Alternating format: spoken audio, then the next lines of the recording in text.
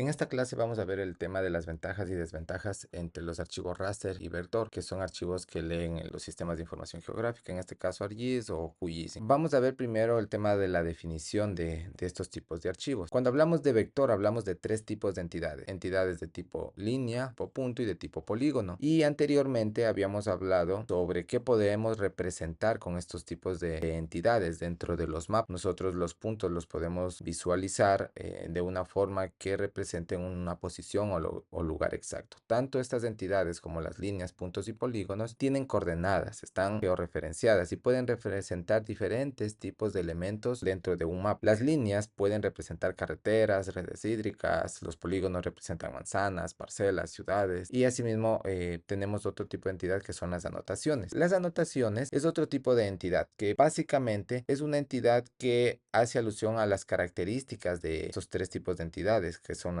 los puntos, las líneas y los polígonos, también conocidos como atributos. Por ejemplo, un punto que represente una parada de transporte público puede tener un nombre, una dirección. Un polígono que represente alguna parroquia puede tener como anotación su área, su perímetro, su nombre también. Y así las líneas también pueden tener su propio nombre, pueden tener estas anotaciones como su nombre, la distancia, la longitud y el tiempo de recorrido en caso de que sea una vía. Entonces tenemos una entidad adicional de estas tres que son las anotaciones. Posterior a ello también tenemos los archivos raster. Este es un tipo de formato de archivo que está formado por píxeles. Los píxeles pues básicamente es una fotografía, ¿no? Un píxel es un punto en la pantalla que tiene un color y que pues eso representa el conjunto de píxeles, forman una imagen. Entonces los píxeles, como ustedes ven aquí, no son más que celdas que están organizadas para representar una superficie. Con esta información, por ejemplo, podemos obtener datos de temperatura, datos de altitud, podemos tener información interpolada de distintos temas. Por ejemplo, en el tema del ruido, la precipitación, entre otros. También podemos visualizar dentro de los píxeles algunos valores que podríamos irles asignando en función a los colores que se tiene. Por ejemplo, el valor que tienen las celdas que tienen el color rojo o el color anaranjado, como vemos en la diapositiva. Estos colores pueden representar algo, incluso si les ubico color azul, pueden representar una red hídrica. Todo depende de los colores que le asignemos a estos cuadritos. En cambio, por otra parte, el vector, simplemente una línea representa una red hídrica, nada más. Eso es de forma directa, pero los píxeles, cada celda que tiene un color representa una red hídrica. De igual manera podemos establecer un área específica, una parcela, ya que está conformado por un conjunto de píxeles o de celdas de diferentes colores. Áreas verdes, por ejemplo, si ubico de color verde, esa sería una área verde que está representado dentro de esos píxeles en el archivo raster. Entonces, estos son los dos tipos de archivos que los software pueden leer, tanto vectores como archivos de tipo raster. Nosotros tenemos que saber cómo diferenciar estos datos que vamos a utilizar para irlos trabajando, estos diferentes archivos, para no tener conflictos al momento de realizar ciertos geoprocesamientos. Vamos a empezar viendo entonces las ventajas y desventajas de lo que es el raster y el vector. Vamos a empezar hablando con las ventajas. Cuando hablamos de datos de tipo vector, como ventaja tiene una buena salida gráfica. Los elementos son representados como gráficos vectoriales. En otras palabras, no van a perder calidad. No es como una fotografía que hacemos zoom y se pixelea, se pone borrosa. Los vectores o los gráficos vectoriales no pierden calidad, por más de que se amplíe para ver su visualización. ¿Por qué? Porque en realidad simplemente es una información, es un polígono, es un conjunto de elementos que están calculándose cuando nosotros hacemos zoom, se rellena pero automáticamente y no es como los píxeles que hago zoom, eso no se rellena, sino que va perdiendo la nitidez mientras más zoom voy a realizando. En cambio, en el tema de los raster es un formato óptimo para ciertas variaciones de varios datos. Si se va a trabajar con el tema de resolución, es importante la resolución con la cual se va a obtener la fotografía de donde se va a extraer la información. La ventaja de trabajar con datos vectoriales es la codificación eficiente de la topología y las operaciones espaciales. Cuando hablamos de codificación, siempre vamos a asignar anotaciones como el nombre, el área, el código, simbología, entre otros. En las operaciones de superposición es bastante sencillo. En este caso, las operaciones de superposición en los software como es ArcGIS se trabaja a través de ciertas intersecciones, a través de operaciones que nos permiten unir varias capas capas entre ellas, ¿sí? Podemos tener una capa encima de otra y eso lo que hace es representar información que se está interponiendo una encima de otra. Entonces, en el tema vectorial, estos aspectos nos permiten una mayor capacidad de análisis sobre todas las capas que estamos haciendo. Cuando hablamos de redes, por ejemplo, podemos definir el tema de una red hídrica. Podemos obtener información variada. Eso sería en el tema de análisis hídrico. Cuando hablamos en el tema de redes, podemos trabajar o combinar datos vectoriales con archivos raster incluso para poder obtener algún tipo de información referencial. Entonces, la estructura de los datos es bastante compacta. Lo que hace es almacenar los datos de estos elementos digitalizados, por lo que requiere menos memoria para poder hacer una formación o tratamiento. Un archivo vectorial, los vectores realizan ciertos cálculos para poder ir evitando la pérdida de calidad. Y eso hace que obviamente la computadora tenga que hacer más análisis. Mientras que una imagen pues ya está predefinido y mientras hago zoom se pierde calidad, pero la computadora no hace tanto procesamiento. Entonces, en los archivos raster no necesito hasta cierto punto, ¿no? Tanto procesamiento como en los vectoriales. En los vectoriales también no es que necesite tanto, pero dependerá del tipo de proyecto y de la cantidad de vectores que yo llegue a tener en una capa. Esto puede producir una lentitud en mi computador, ¿sí? Pero todo dependerá también de las características de la computadora en relación a su memoria. En este caso, los vectores van a tener ciertos atributos que van a estar guardados dentro de una tabla. Estos atributos corresponden a las líneas, a los puntos y a los polígonos. Y este tipo de atributos realmente no pesan demasiado, por eso se guarda en una tabla dentro de la misma capa. Las capas pueden ser de tipo línea, de tipo punto o de tipo polígono. Lo que sí no pueden ser es de varios tipos al mismo tiempo. En el tema de los raster, la estructura de datos es bastante simple. Esto, si nosotros viéramos como una desventaja, pues de alguna forma el tema del raster siempre va a tener un peso adicional por respecto al almacenamiento de nuestra computadora. Algo importante en el tema vectorial son las operaciones de reescalado. Si nosotros podemos fácilmente hacer zoom, alejarnos o acercarnos. Cuando hablamos de reescalado es llevar información o datos de diferentes escalas a un dominio común. Por ejemplo, cuando hacemos comparaciones, podemos llevar todos los elementos de rangos similares, digámoslo así, como mapas en función al porcentaje de pendiente, por ejemplo. Decimos que tiene de 1 a 5 o de 1 a 4, ya es algo baja, ¿verdad? O 1, podemos decirlo. Bueno, de igual forma, las pendientes moderadas tienen un valor de 3 y las pendientes o media o las pendientes mayores son con valores a 50. Entonces esos ya son valores altos. En el tema del raster, pues ahí existe un buen almacenamiento de las imágenes digitales. Entonces, vamos a ver el tema de las desventajas. En este tema, en la parte vectorial, la estructura de los datos es más complejo. Bueno, sobre todo porque va a ir incorporando cantidades de atributos y hay que manejar estos atributos a través de consultas y esto a veces puede ponerse un poquito lento. En el tema de los raster, no requiere, digámoslo así, no necesita mayor requerimientos de memoria y almacenamiento porque esta información trabaja con resolución, con píxeles. Entonces prácticamente son fotografías. Pueden ser fotografías de áreas, de imágenes digitales, en la parte vectorial, las operaciones de superposición. Son más fáciles de poder implementar y de poder representarlas, porque son entidades de tipo línea, punto y polígono. Entonces nos dice que una de las desventajas en la parte vectorial es la eficacia reducida cuando la variación de datos es alta. Por ejemplo, yo tengo bastantes cientos o miles de polígonos. Esto hace que la renderización del computador para leer todos estos datos vectoriales de tipo polígono, puede ser que el computador se llene demasiado la memoria y pues se ponga un poquito lenta la computadora. Entonces todo depende también de las características del computador. Entonces todos estos elementos van a tener ciertos límites que van a estar definidos. Una de las ventajas que principalmente se tiene en los raster, por ejemplo, es con el tema de resolución. Como cualquier otra fotografía, trabajamos con píxeles. Esto, cuando hacemos zoom, se pone borroso. Y ese es uno de los problemas que se tiene con los raster. Entonces, en la información vectorial nos dice que es un formato un poquito más laborioso de realizar más cálculos, pero no perdemos calidad. Pero como les decía, de las desventajas que estas consultas que hacemos a la base de datos a veces se ponen lentas o tenemos algún problema para hacer esta consulta. Y en los rasters pues se pixelea o se pone borrosa la imagen. Entonces la idea es entender cómo funciona el tipo vectorial, sí, los datos vectoriales y cómo funcionan los datos de tipo raster. Ahora vamos a ver el tema de las aplicaciones de los SIG o de los GIS y las fuentes de datos de donde podemos obtener esta información. Aquí hay que concentrarnos en la parte más importante, que justamente son las aplicaciones a dónde nosotros podemos aplicarla. En el tema de desarrollo de sistemas ambientales, topográficos, mineros, agrícolas. Entonces nosotros en el tema forestal también podemos hacer el tratamiento de cierta información en el tema de censo de población urbana y regional, en bases de datos cartográficas, en análisis económicos y sociales. Entonces tiene que ver con muchas áreas, redes de distribución, transporte, análisis de áreas de tema de ventas y marketing.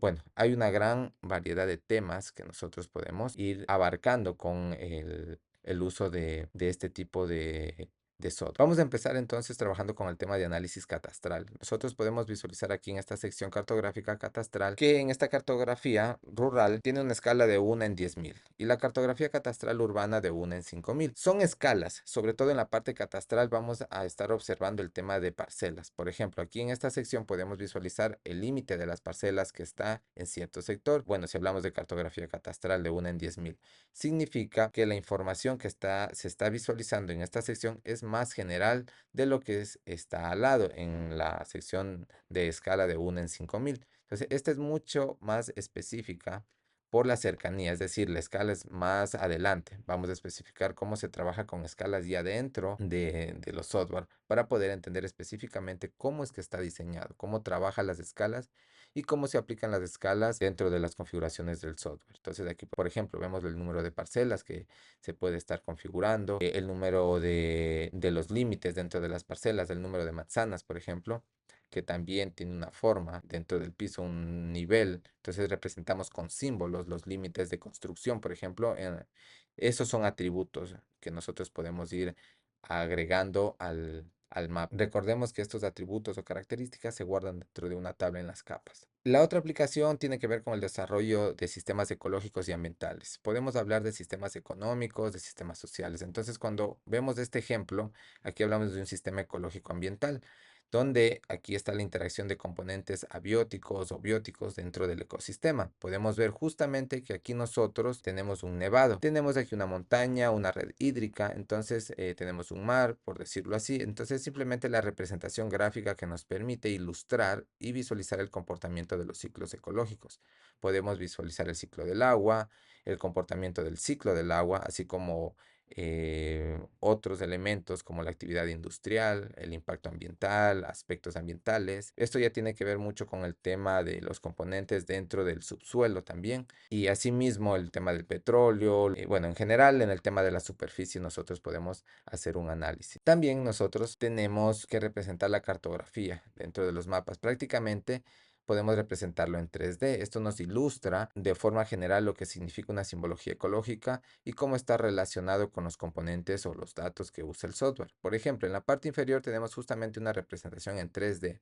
Tenemos una zona urbana. Aquí podemos decir que tenemos redes hídricas en donde estamos viendo ciertos componentes de información que se puede visualizar en la parte superior. Miren que cada capa contiene datos. Entonces, desde la parte inferior hasta la parte superior, cada una de estas capas van a tener datos. En este caso, no son capas, son un archivo raster, es una fotografía si se fijan, pero esta fotografía en la parte ya superior, nosotros podríamos utilizar incluso vectores para sobreponer sobre el archivo raster y también combinar los dos formatos. Entonces, a partir de esto, nosotros podemos obtener nueva información de tipo relevante, tanto con los archivos raster como con los archivos vectoriales. Y aquí podemos hacer uso de polígonos, puntos, de líneas. Todo esto va a representar algo dentro de nuestro mapa que estamos tratando de diseñar. Podemos nosotros aquí mostrar el nivel del impacto ambiental mediante ciertas tonalidades en función a cómo se va observando los colores de las celdas.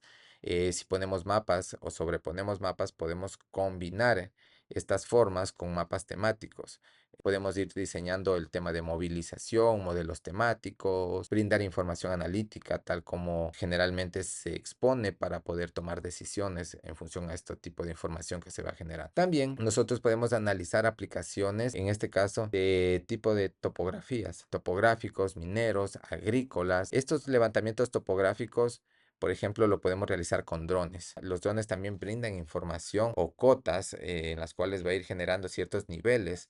Entonces, estos drones están diseñados para diferentes actividades, no solamente para el tema de topográfico, también para el tema cartográfico. Entonces, ustedes pueden ir trabajando en todos estos sectores. Si hablamos de levantamientos mineros o agrícolas, para levantar parcelas podemos trabajar con drones, pero están diseñados sobre todo las cámaras que tienen que llevar los drones para poder capturar esta información cartográfica, sí, pero podemos hacerlo también con drones. También aquí tiene que ver mucho el tema forestal. Podemos visualizar ciertas secciones de una península. Justamente nos dice aquí que aquí hay un bosque, como se está analizando en el año 1986, que ha sido mapeado el territorio y que hemos visto que se encuentran áreas verdes y en otros lugares donde no hay áreas verdes. Entonces aquí estamos haciendo un plan forestal en el cual se ha ido recuperando esas áreas verdes, esas áreas desérticas, donde ahora, donde antes no habían plantas y ahora pues ya podemos visualizar para el año 2015, 2005 que sí efectivamente ya hay una gran cantidad de plantas o de vegetación que ha ido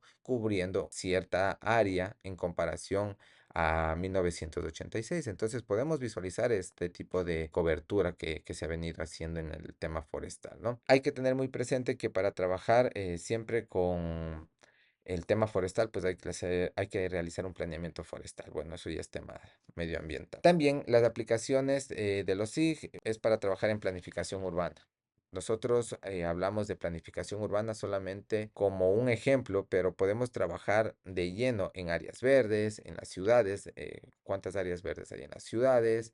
Si no estoy mal, la OMS creo que tiene establecido un porcentaje de áreas verdes en comparación al territorio que está habitado en un sector.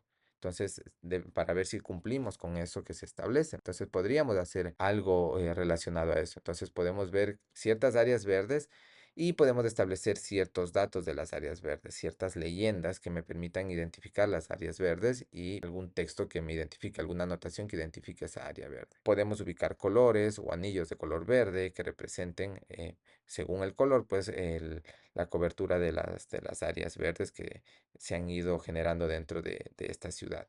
Entonces así podemos ir controlando o vinculando o ligando algún tipo de información para poder optimizar ciertas actividades, por ejemplo, para el tema de reforestación en ciertas partes. Podemos también ver aplicaciones en redes de distribución y transporte. Hay empresas que trabajan, que requieren determinar el tema de la distribución, sobre todo en el tema logístico. Entonces, ellos tienen que trabajar o modelar redes en un espacio geográfico, buscando mejorar la calidad de atención al servicio que estamos brindando. En relación a esto, pues se generan redes de distribución y transporte para poder inclusive manejar términos de manera general, hablando de vías. Vías que están interconectadas entre ciudades, vías departamentales, nacionales. Bueno, podemos gestionar a través de estos sistemas o generar un sistema de evaluación geográfica con este tipo de aplicación. Aquí también en los GIS, en los SIG, también podemos realizar estudios de análisis de áreas, en ventas de marketing, en ventas, en marketing. Esto se enfoca más a negocios, ¿no? En temas que tiene que ver bastante con la localización de clientes potenciales, asumiendo que estamos en una determinada ciudad y queremos, por ejemplo, posicionar algún producto que vamos a vender, principalmente identificar en dónde van a existir posibles compradores, asumiendo que en esos sectores existen sectores universitarios, bueno, los puntos o los polos generadores de viaje, como lo conocemos en el área de transporte. Entonces podemos modelar mapas y obtener datos pues referente a esto en el tema de ventas y de marketing. También podemos hablar sobre la explotación de recursos naturales. Aquí podemos ver una imagen de referencia sobre la explotación de recursos naturales que tiene que ver justamente con cuánto y en qué tiempo se está explotando los recursos naturales. Por ejemplo, para nosotros poder evaluar una tendencia de explotación, podemos hacer un mapeo de la selva del Amazonas, por ejemplo, y podemos identificar el tema de la deforestación o la tala indiscriminada de árboles, cuánto ha variado en el espacio temporal, determinando o asumiendo que sea en una escala de 10 años, en un rango de 10 años. Entonces, estos temas podemos irlos visualizando y podemos obtener información geográfica directamente en nuestro software. Otra aplicación importante es que representan análisis de peligros o de riesgos. En esta imagen podemos visualizar un mapa donde podemos decir que en el caso de peligro por actividad sísmica o geodérmica externa se está representando con colores. Aquí los colores rojos representan un riesgo muy alto y pues el naranja simplemente o el amarillo es un nivel medio y el verde es nivel bajo. Entonces, Según lo que podemos gestionar, podemos hacer planes de prevención. Y una de las aplicaciones importantes de los SIG está presente en el tema de salud. Aquí podemos ver, por ejemplo, que en el tema de salud existen lugares que se encuentran diferentes tipos de enfermedades con mayor intensidad y pueden ser gestionadas. Esto nos sirve para hacer también análisis de criminalidad, para saber en las principales ciudades donde existe mayor crimen o cuáles son los barrios de Santo Domingo en donde existen mayor peligrosidad o mayor cantidad de criminalidad. Entonces podemos hacer mapas de esto justamente y planificar pues un proceso de control de seguridad por parte de las autoridades. En sí tenemos una gran variedad de aplicaciones. Todo eso vamos a ir viendo, vamos a ir utilizando y haciendo de manera gráfica en el software. También vamos a hablar acerca de la presentación de ArcGIS, que básicamente ArcGIS es un software que nos va a permitir realizar este tipo de análisis. Entonces vamos a ver ciertas funcionalidades de este software. Normalmente los sistemas de información geográfica trabajan particularmente con ArcGIS. Entonces, esta información va a tener ArcGIS principalmente para diseño de mapas. Son imágenes que podemos ir consiguiendo mediante tablas, mediante gráficos, mediante capas, mediante raster y podemos representarlo en mapa. Un SIG es una forma de poder automatizar el geoprocesamiento o el análisis de coordenadas de datos espaciales para representar esa información que se obtiene dentro de mapas.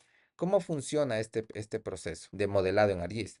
Tenemos que empezar en realidad con una imagen, poder visualizar una zona urbana, por ejemplo, o una zona rural, o entornos ecológicos. Lo que va a hacer es generar información y obtener un modelo de datos. Posteriormente, se va a hacer, digamos, un análisis, una representación que justamente está presentando el mapa. A esta representación se le llama una representación cartográfica y esto es lo que ya van a poder visualizar los usuarios, ¿sí? Entonces, esa es una gestión o una interpretación que se puede hacer a través de los software con todos estos datos que se puede ir generando. ¿De dónde puedo obtener estos datos? ¿De dónde puedo sacar o de dónde puedo descargar esa información para poder trabajar con estos datos? Generalmente la obtención de datos viene prácticamente de dos partes importantes, de instituciones del Estado, que son directas, o de los ministerios, bueno, de organizaciones privadas incluso, que ya trabajan en el tema de generar datos para poder geoprocesarlos, trabajar con los SIG. Entonces, estas son fuentes confiables en donde podemos buscar datos. En Ecuador tenemos el Instituto Geofísico Militar, el IGM, en donde vamos a encontrar una gran cantidad de datos que podemos ir utilizando. Por ejemplo, vamos a ingresar al IGM. Dentro de la página del IGM, nosotros vamos a poder ingresar. Hay opciones, por ejemplo, vamos a ver si es que podemos acceder a la sección de capas. Y aquí dice catálogo de datos geográficos. Vamos a ingresar, perdón, acá dice descargas geográficas. Vamos a ingresar aquí en descargas geográficas y aquí vamos a encontrar una gran variedad de elementos, de capas, archivos raster, de vectores que podemos utilizar que representan cierta información. Recordemos que las capas están compuestas por líneas o por puntos o por polígono. Aquí podemos observar pues que tenemos información temática, mapas para descargas, descargas GNSS, cartografía básica. Desde aquí nosotros podemos ir revisando, por ejemplo, en cartografía nacional.